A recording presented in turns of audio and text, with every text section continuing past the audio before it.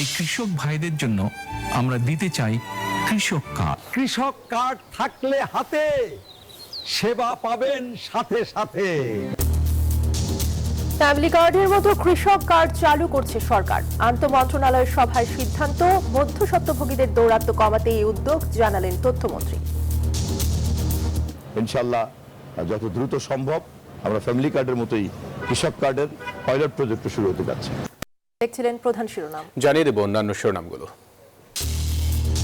6 সিটিতে প্রশাসক নিয়োগ, অল্প সময়ের মধ্যে নির্বাচন, জানালেন এলজিআরডি মন্ত্রী।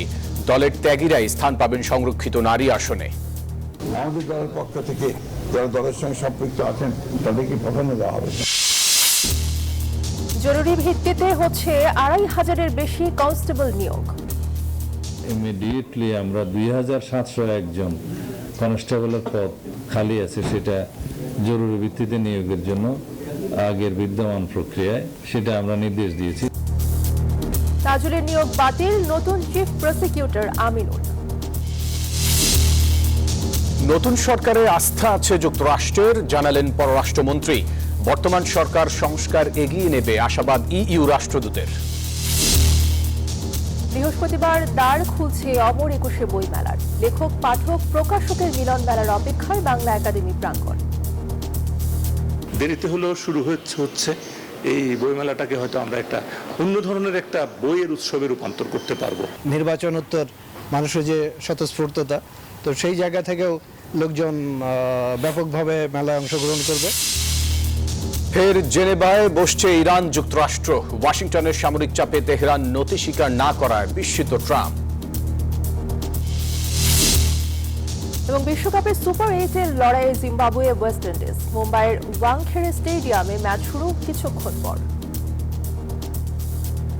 দর্শক স্বাগত নিউজ 24 সংবাদে। আর পুরো আয়োজনে আপনাদের সাথে আছি আমরা দুজন, আমি ফয়সাল মাহমুদ এবং আমি তাসনিমে জান্নাত অর্থী। দেখছিলেন বিআরবি কেবল সংবাদ শিরোনাম।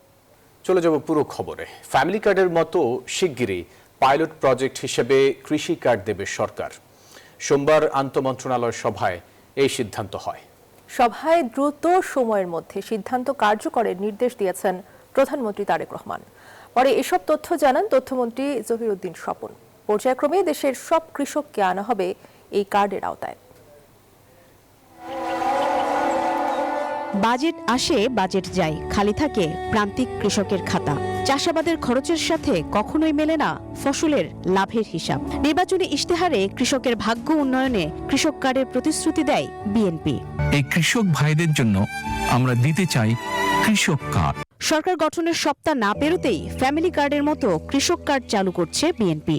এ নিয়ে দ্রুতই পাইলট প্রকল্প শুরু হতে যাচ্ছে। সোমবার সচিবালয়ে প্রধানমন্ত্রী তারেক রহমানের সভাপতিত্বে কৃষক কার্ড চালু সংক্রান্ত সভায় সিদ্ধান্ত হয়। নীতিগতভাবে এটা আমাদের বহু আগেই সিদ্ধান্ত, আমরা বাস্তবায়নের জন্য আজকে প্রথম বৈঠক মাননীয় প্রধানমন্ত্রী করছেন। ইনশাআল্লাহ যত দ্রুত সম্ভব আমরা ফ্যামিলি কার্ডের মতোই কৃষক কার্ডের পাইলট প্রজেক্ট শুরু হতে যাচ্ছে। কৃষকরা এই কার্ডের মাধ্যমে কি কি সুবিধা পাবেন এমন প্রশ্নের জবাবে মন্ত্রী বলেন, উৎপাদনের সাথে সংশ্লিষ্ট সকল সুযোগ সুবিধা এই কার্ডের আওতায় থাকবে। অল কৃষি উপকরণ, যে কোনো ধরনের সহযোগিতা তাকে করা, এবং সবচেয়ে বড় কথা হচ্ছে এই কার্ডের মাধ্যমে খুব একটা স্মার্ট পদ্ধতিতে বাজারের পরিস্থিতি, উৎপাদনের পরিস্থিতি, আবহাওয়ার পরিস্থিতি সবটাই কিন্তু তখন একটা ধারণার মধ্যে আসবে। কার্ডের মাধ্যমে কৃষি জ্ঞান, সার, কীটনাশক ও বীজ সহ সকল ধরনের কৃষি উপকরণে সরকারি সহযোগিতা সরাসরি পাবেন কৃষকরা। মারুফা রহমান, নিউজ 24, ঢাকা। প্রধানমন্ত্রী তারেক রহমানকে চীন সফরের আমন্ত্রণ জানিয়েছেন ঢাকায় নিযুক্ত দেশটির রাষ্ট্রদূত। প্রধানমন্ত্রীর সঙ্গে সৌজন্য সাক্ষাতের পর এসব কথা জানান তিনি। সোমবার সচিবালয়ে প্রধানমন্ত্রীর দপ্তরে এই সাক্ষাৎ অনুষ্ঠিত হয়। প্রধানমন্ত্রীর পররাষ্ট্র বিষয়ক উপদেষ্টা হুমায়ুন কবির জানান, বাংলাদেশের সার্বভৌমত্ব রক্ষায় সব রকমের সহযোগিতা করবে চীন। দুই দেশের সম্পর্ক উন্নয়ন এবং স্বার্থ সংশ্লিষ্ট বিষয়ে আলোচনা হয়।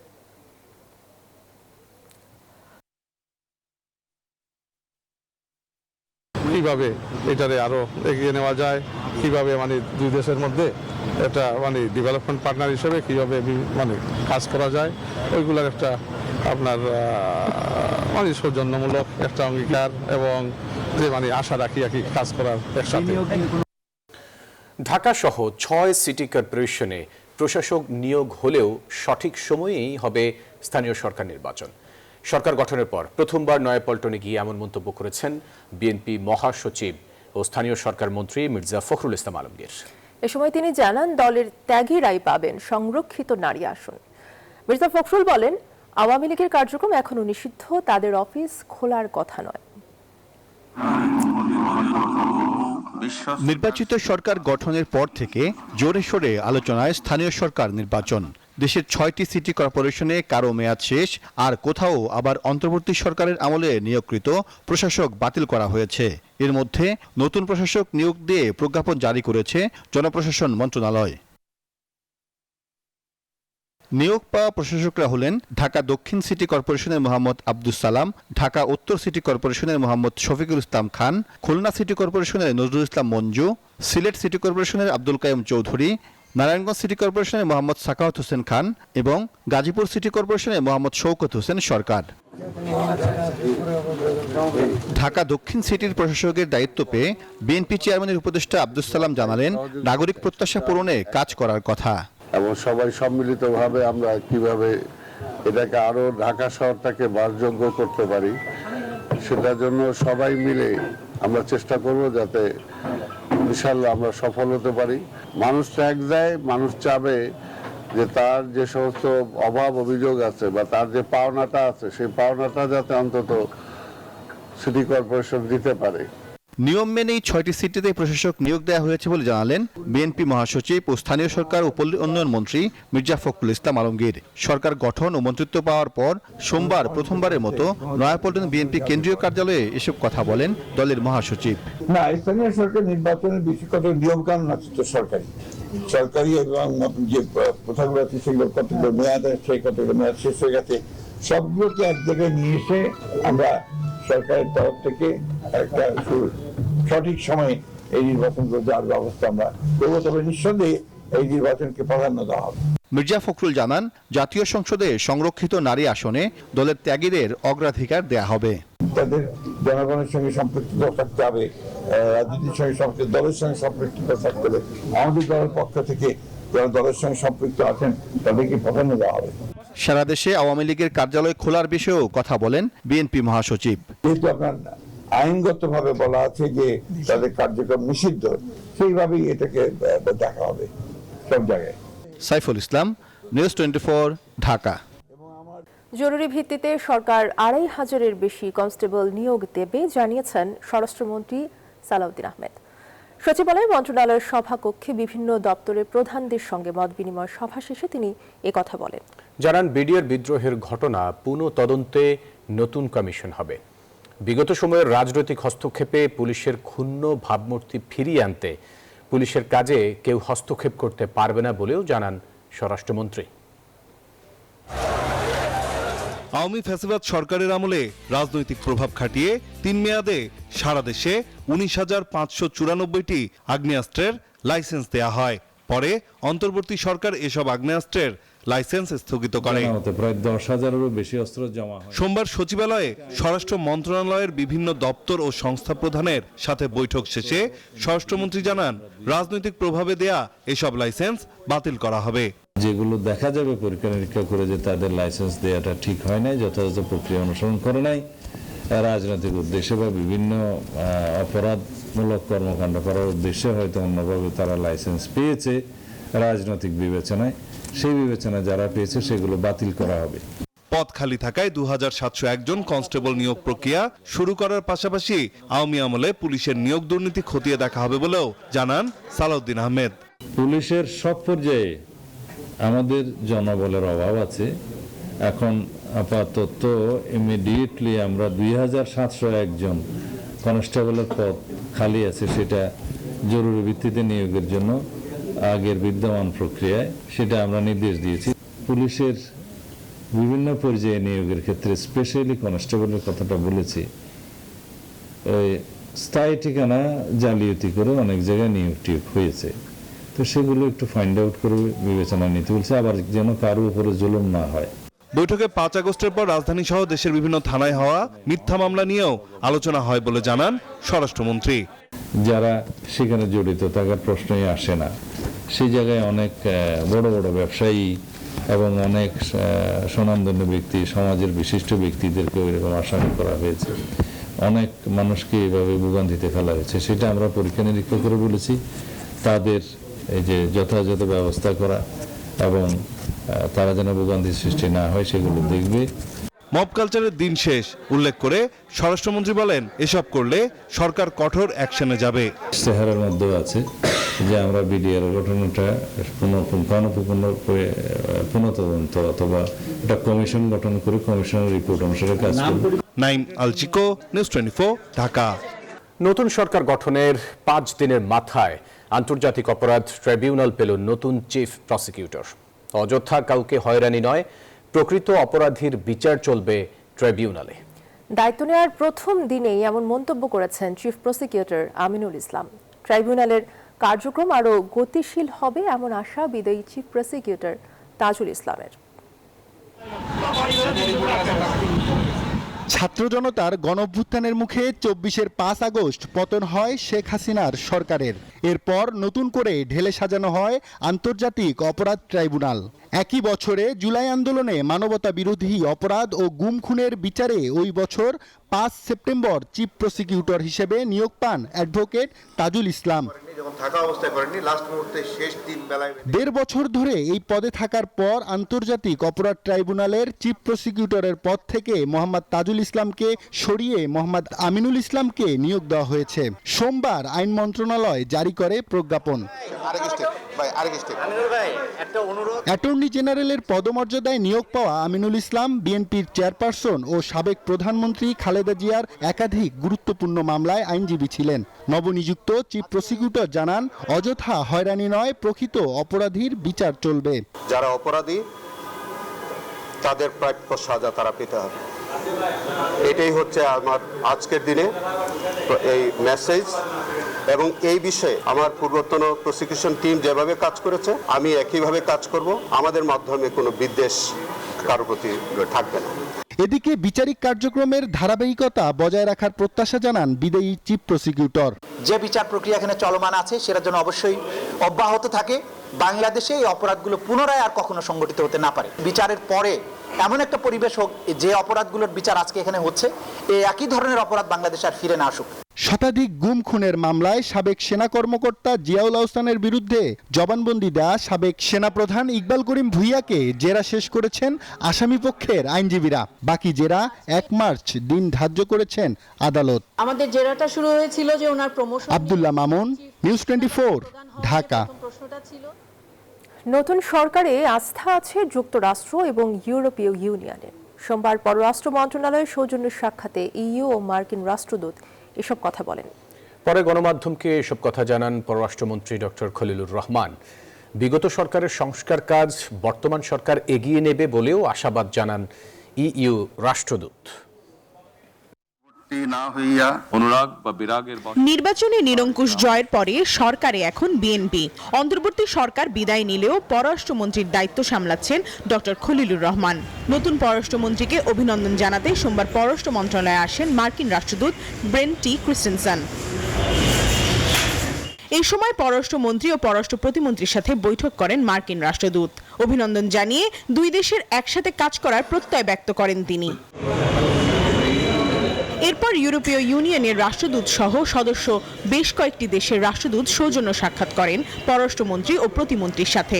প্রতিনিধি দলে অংশ নেয় Germany, France, Italy, Spain, Denmark সহ বেশ কয়েকটি দেশের রাষ্ট্রদূত। ইউরোপীয় ইউনিয়নের সাথে অংশীদারিত্ব ও সহযোগিতা চুক্তি পিএসএ দ্রুত সই হবে বলে জানান ইইউ রাষ্ট্রদূত। বিগত সরকারের সংস্কারের কাজগুলো বর্তমান সরকার এগিয়ে নেবে বলেও আশাবাদ ব্যক্ত করেন তিনি। Our partnership and cooperation agreement is very near finalization, and we do hope that we will be in a position to sign this together with Bangladesh. So we are looking at this new government to continue with a series of reforms. পররাষ্ট্রমন্ত্রী doctor Khalilur Rahman জানান, জিয়াউর রহমানের পররাষ্ট্রনীতিতে ফিরছে বাংলাদেশ। বলেন, কূটনৈতিক সম্পর্কে গুরুত্ব পাবে এখন সবার আগে বাংলাদেশ নীতি। আমরা প্রতিটি দেশের সঙ্গে মিউচুয়ালি বেনিফিশিয়াল সম্পর্ক গড়ে তুলতে চাই অ্যাজ কো ইকুয়ালস। এই সরকারের প্রতি তাদের বিপুল আস্থা, আমাদের সঙ্গে ঘনিষ্ঠভাবে কাজ করবার তাদের যে একটা প্রবল ইচ্ছা, সেটা আমরা দেখেছি। সৌজন্য সাক্ষাতে আসা রাষ্ট্রদূতরা বর্তমান সরকারের প্রতি বিপুল আস্থা রাখছে বলেও জানান পররাষ্ট্রমন্ত্রী ডক্টর খলিলুর রহমান। প্রমা চৌধুরী, নিউজ 24, ঢাকা।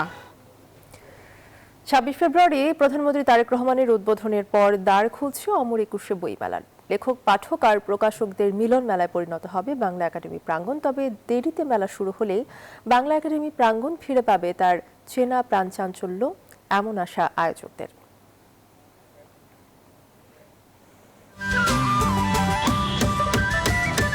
হাতুড়ি পেরেকের ছন্দে গড়ে উঠছে বইমেলার এক একটি স্টল। নির্মাণ কর্মীদের সুযোগ নেই একটু অবসরের।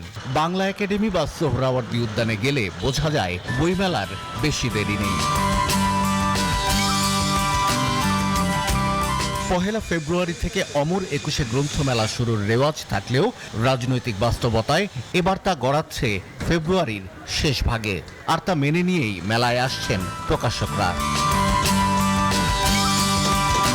আমরা সবাই মিলে যদি একটু চেষ্টা করি, দেরিতে হলেও শুরু হচ্ছে এই বইমেলাটাকে হয়তো আমরা একটা অন্য ধরনের একটা বইয়ের উৎসবে রূপান্তর করতে পারবো।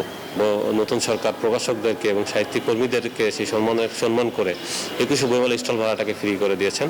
তো ওনারা যেহেতু আমাদেরকে সহযোগিতা করছেন, আমরা চাচ্ছি যে ওনাদেরকে সহযোগিতা করতে এবং ভাষার মাসকে সম্মান করে আমরা বইমেলাটা আয়োজন করতে। আমরা জানি যে বইমেলাটা লস হবে। বই বিপণন, বিজ্ঞাপন বা প্রচারের জায়গায় যতটা আমাদের ক্ষেত্র প্রস্তুত করা দরকার ছিল, সেটা আমরা সবাই মিলে প্রস্তুত করতে ব্যর্থ হয়েছি।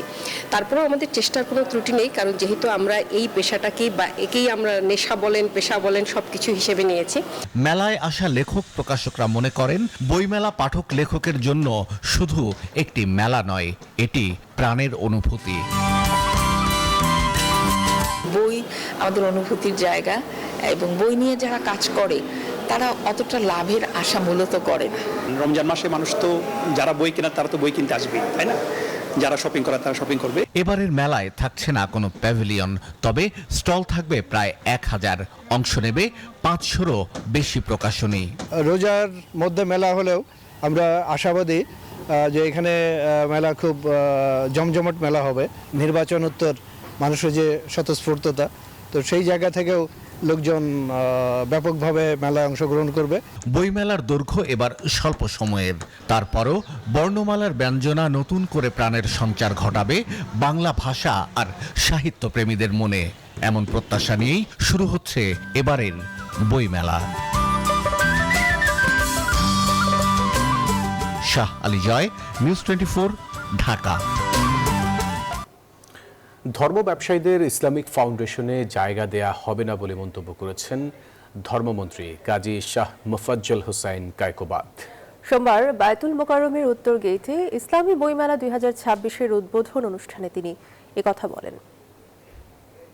যারা উশৃঙ্খলতা করেছে, অন্যায় করেছে, অপরাধ করেছে, জুলুম করেছে, অবিচার করেছে, তাদের সম্পর্কে ব্যবস্থা অবশ্যই নিতে হবে। যারা ইসলামের নাম নিয়ে ধর্মে ব্যবসা করতে চায় তাদেরকেও জায়গা দেওয়া হবে না।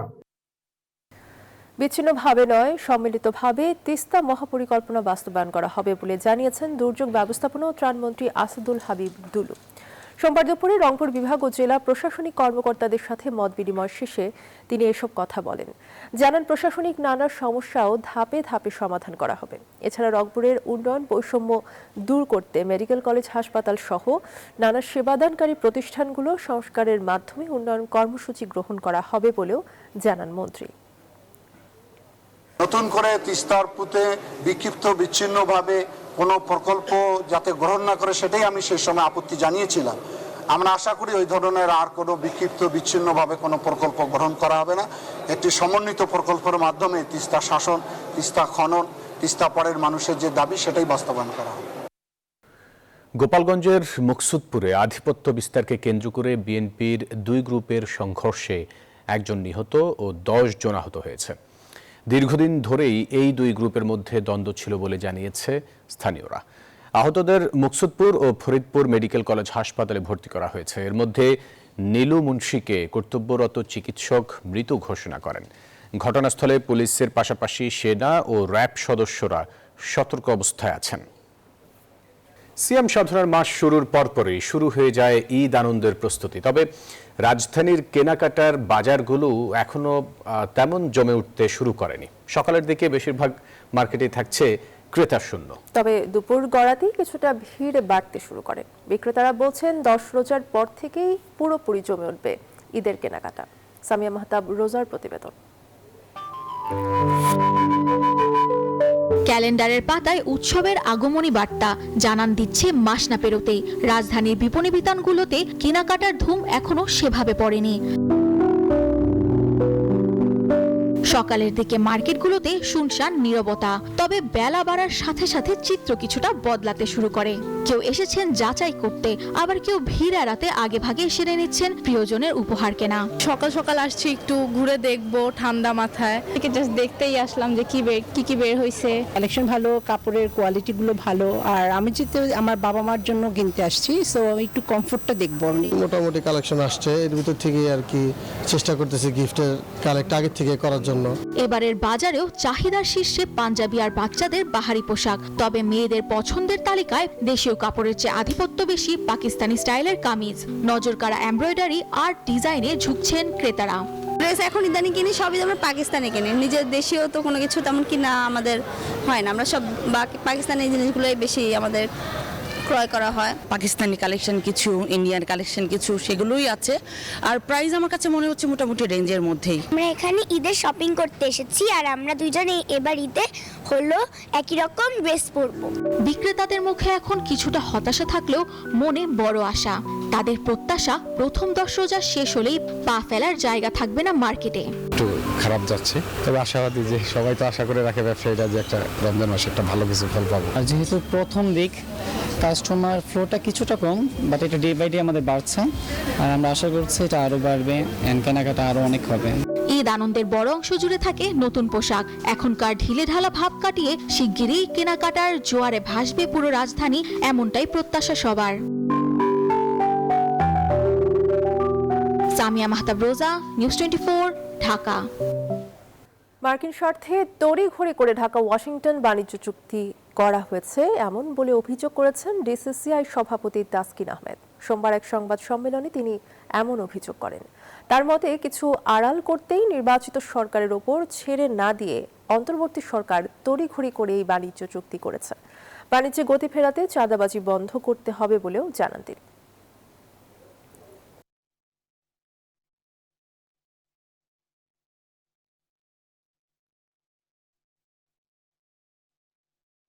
এই ছিল নিউজ 24 সংবাদের সাথে থাকায় ধন্যবাদ সবাইকে।